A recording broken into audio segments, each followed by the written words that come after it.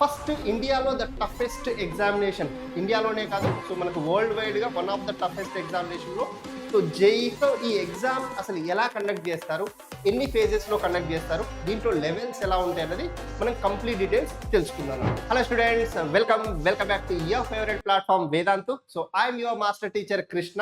So ఈ రోజు వీడియోలో మనం JEE mains exam and JEE advance ఎగ్జామ్కి డిఫరెన్స్ ఏంటి, సో ఎగ్జామ్ ఎలా కండక్ట్ చేస్తారు, ఎవరు కండక్ట్ చేస్తారు, ఎన్ని మార్క్స్ కండక్ట్ చేస్తారు, సో దీనికి సంబంధించిన కంప్లీట్ డీటెయిల్స్ మనం ఈ వీడియోలో చూడబోతున్నాం.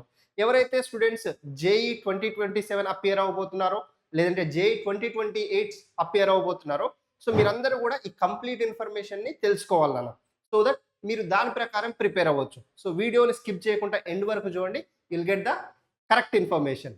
సో ఫస్ట్ ఇండియాలో ద టఫెస్ట్ ఎగ్జామినేషన్ ఇండియాలోనే కాదు, సో మనకు వరల్డ్ వైడ్గా వన్ ఆఫ్ ద టఫెస్ట్ ఎగ్జామినేషన్లో సో జేఈ కన్సిడర్ చేయవచ్చు మనం. సో ఈ ఎగ్జామ్ అసలు ఎలా కండక్ట్ చేస్తారు, ఎన్ని ఫేజెస్లో కండక్ట్ చేస్తారు, దీంట్లో లెవెల్స్ ఎలా ఉంటాయి అన్నది మనం కంప్లీట్ డీటెయిల్స్ తెలుసుకుందాం అన్న. సో వీడియోలోకి వెళ్తే ఫస్ట్ ఆఫ్ ఆల్ ఇది 2 లెవెల్స్లో ఉంటుంది. ఒకటి జేఈ మెయిన్స్ అండ్ ఇంకొకటి జేఈ అడ్వాన్స్ నాన్న.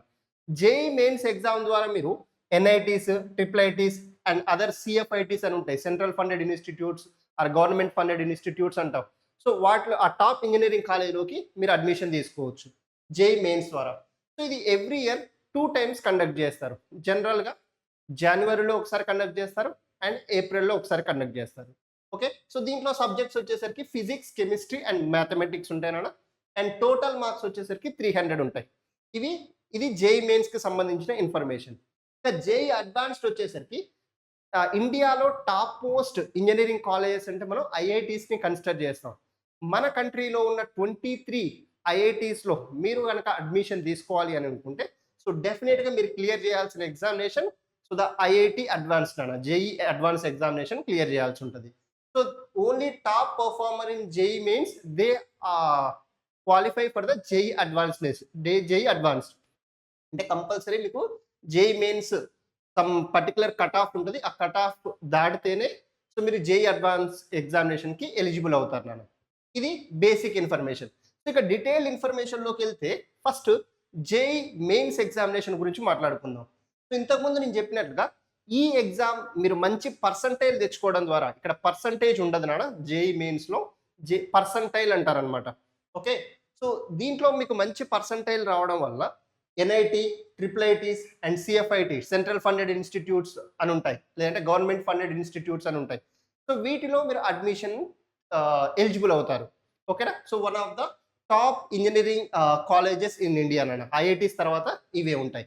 అండ్ కొన్ని ఎన్ఐటీస్, కొన్ని ట్రిపుల్ ఐటీస్ ఐఐటీస్కి ఈక్వల్గా కూడా పోటీ ఇస్తున్నాయి.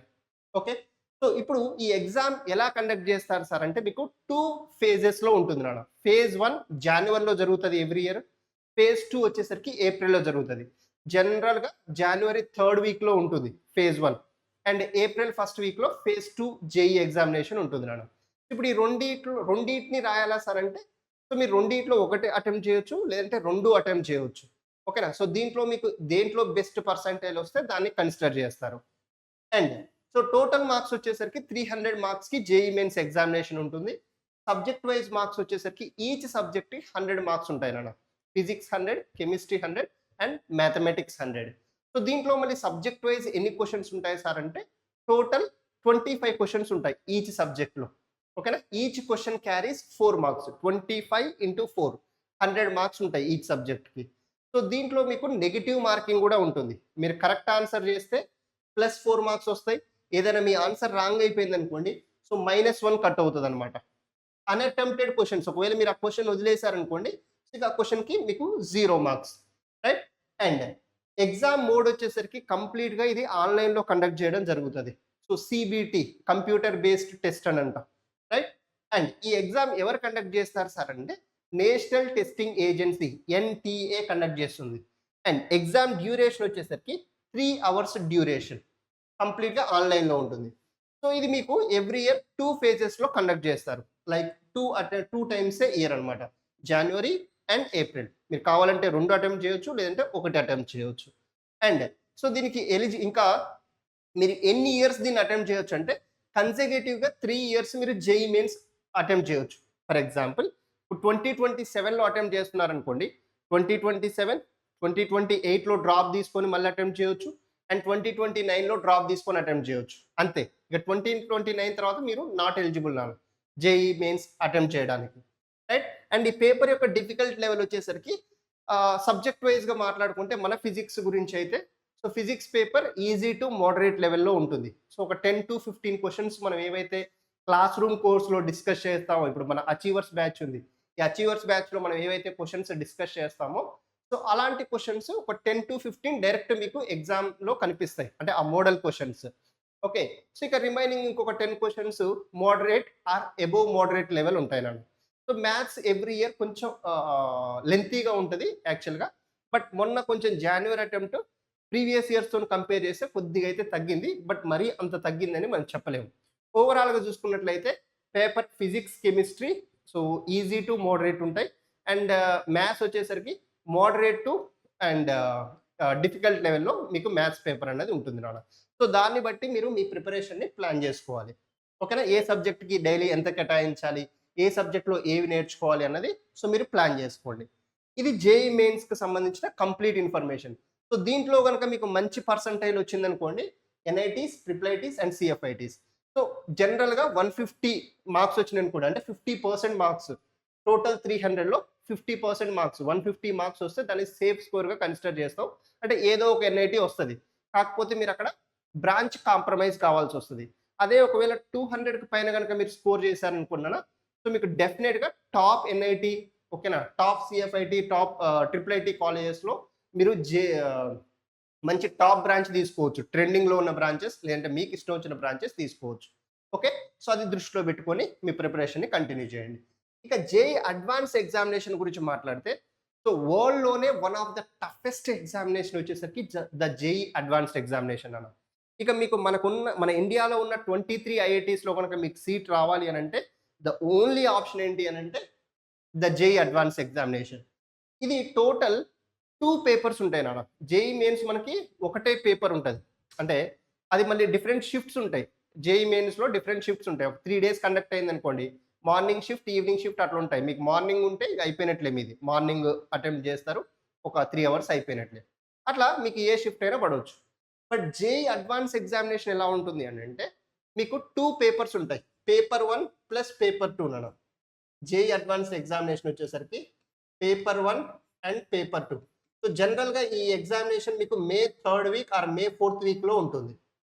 ఓకే.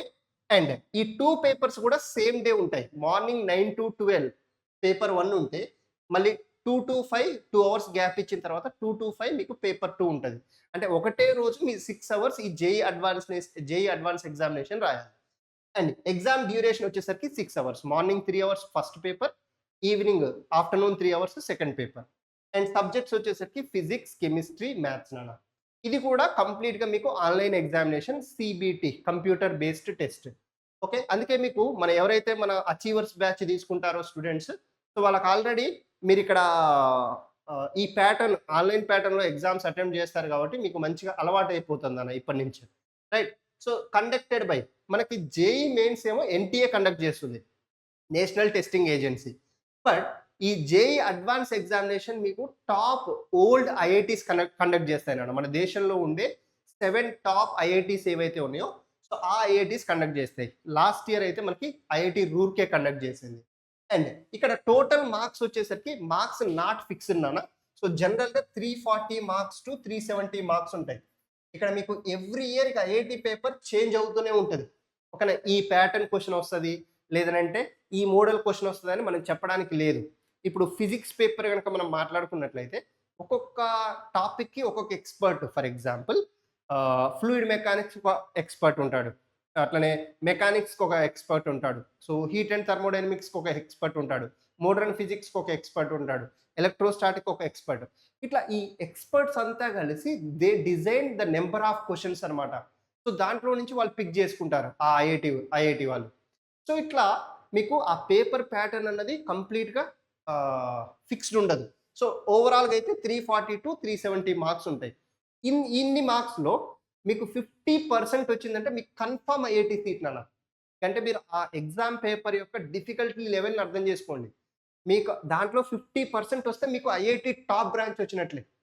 సార్ 50% ఈజీగా వస్తది కదా సార్ అంటే, కాదు. మీకు 30% వచ్చినా ఐఐటీ సీట్ వచ్చినట్లే. సో, అంటే ఆ ఎగ్జామ్ యొక్క డిఫికల్టీని మీరిప్పుడు అర్థం చేసుకోవచ్చు. రైట్? సో, ప్యాటర్న్ కూడా ఇక్కడ నాట్ ఫిక్స్డ్. ప్యాటర్న్ కూడా ఎగ్జామ్ ప్యాటర్న్ కూడా ఫిక్స్డ్ ఉండదు నాన్న. ఎంసీక్యూ క్వెషన్స్ ఉంటాయి. కొన్నిసార్లు ఒకటే ఆన్సర్ కరెక్ట్ కావచ్చు. కొన్నిసార్లు 2 ఆప్షన్‌లు కరెక్ట్ కావచ్చు. కొన్నిసార్లు 3 ఆప్షన్స్ కరెక్ట్ కావచ్చు. కొన్నిసార్లు 4 ఆప్షన్స్ కూడా కరెక్ట్ కావచ్చు. అదేవిధంగా మ్యాచ్ ద ఫాలోయింగ్ క్వెషన్స్ ఉంటాయి. లేదంటే కాంప్రహెన్సివ్ క్వెషన్స్ ఉంటాయి. లేదంటే న్యూమరికల్ బేస్డ్ క్వెషన్స్ ఉంటాయి. లైక్ ఇంటీజర్ బేస్డ్ ఆన్సర్స్ ఇవి కూడా ఉంటాయి. అట్లా మీకు పేపర్ ప్యాటర్న్ అనేది ఫిక్స్డ్ ఉండదు జేఈఈ అడ్వాన్స్డ్‌కి. అదేవిధంగా నంబర్ ఆఫ్ క్వెషన్స్ కూడా ఇక్కడ నాట్ ఫిక్స్డ్ నాన్న. ఓకే. అండ్ మార్కింగ్ స్కీమ్ కూడా వేరీ అవుతుంటది. సో, ఇది ఎవ్రీ ఇయర్ చేంజ్ అవుతుంటాయి అన్నమాట. మీకు ఏ ఐఐటీ ఎగ్జామినేషన్ కండక్ట్ చేస్తుందన్న దాన్ని బట్టి సో, మనకి ఎవ్రీ ఇయర్ ఆ ప్యాటర్న్ అనేది చేంజ్ అవుతుంటది. రైట్? సో, డిఫికల్టీ లెవెల్ వచ్చేసరికి డెఫినిట్‌గా హైలీ డిఫికల్ట్ ఎగ్జామినేషన్ అన్న. ఎవరైతే స్టూడెంట్స్ కాన్సెప్చువల్‌గా నేర్చుకొని అప్లికేషన్ బేస్డ్ స్టార్టింగ్ నుంచి ఫస్ట్ ఇయర్ నుంచే డెడికేటెడ్‌గా నేర్చుకుంటారో సో, ఆ స్టూడెంట్స్ మాత్రమే ఐఐటీ జేఈఈ అడ్వాన్స్డ్ క్వాలిఫై అవుతారు. జేఈఈ అడ్వాన్స్ క్రాక్ చేయగలుగుతారు. సో, మీరు చేయాల్సింది ఏంటి అనంటే బేసిక్స్ నుంచి కాన్సెప్ట్స్‌ని నేర్చుకోవాలి. అది ఒకటే రోజులో బిల్డ్ అవ్వదు. నేను 2 మంత్స్‌లో అడ్వాన్స్ కొడతా సార్, 1 మంత్‌లో అడ్వాన్స్డ్ అంటే అది కుదరని పని నాన్న. మీరు over a period of time ఇప్పుడు starting of the academic year నుంచే ప్లాన్డ్‌గా ఈచ్ సబ్జెక్ట్‌ని ప్లాన్ చేసుకోవాల్సొస్తది. ఓకేనా? సో, ఇది మీకు జేఈఈ అడ్వాన్స్‌కి సంబంధించిన కంప్లీట్ ఇన్ఫర్మేషన్. ఓకే. సో, ఇవి మీకు total JEE mains and JEE అడ్వాన్స్‌కి సంబంధించిన ఇన్ఫర్మేషన్. సో, మీరు గనక 2027 ఆర్ 2028 జేఈఈకి ప్రిపేర్ అవుతున్నట్లయితే ఒకసారి మీరు దేనికి టార్గెట్ చేస్తున్నారో అని కామెంట్ బాక్స్‌లో మెన్షన్ చేసేసేయండి. సార్ నేను జేఈఈ 2027లో ఎన్ఐటీ రావాలనుకుంటున్నాను. ట్రిపుల్ ఐటీ కొట్టాలనుకుంటున్నాను. ఐఐటీకెళ్దాం అనుకుంటున్నాను. లేదంటే 2028లో ఐఐటీ కొట్టాలనుకుంటున్నాను. ఎన్ఐటీలో మంచి సీట్ తెచ్చుకోవాలనుకుంటున్నాను. ట్రిపుల్ ఐటీలో. సో, ఇట్లా మీ డ్రీమ్ కాలేజ్ అండ్ ఎన్ని మార్క్స్ మీరు స్కోర్ చేద్దాం అనుకుంటున్నారు. అది ఒకసారి కామెంట్ బాక్స్‌లో చెప్పండి. ఇట్లా 2 సైడ్స్ కమ్యూనికేషన్ మన మన దగ్గర ఉందనుకోండి. సో, ఇంకా ఇంటరాక్టివ్‌గా మన జర్నీని మనం కొనసాగించొచ్చు నాన్న. సో, ఇంకొక వీడియోలో ఇంకా ఇన్ఫర్మేటివ్ ఇన్ఫర్మేషన్‌తో మీ ముందుకొస్తాను. So, thank you all. So, bye నాన్న. All the very best.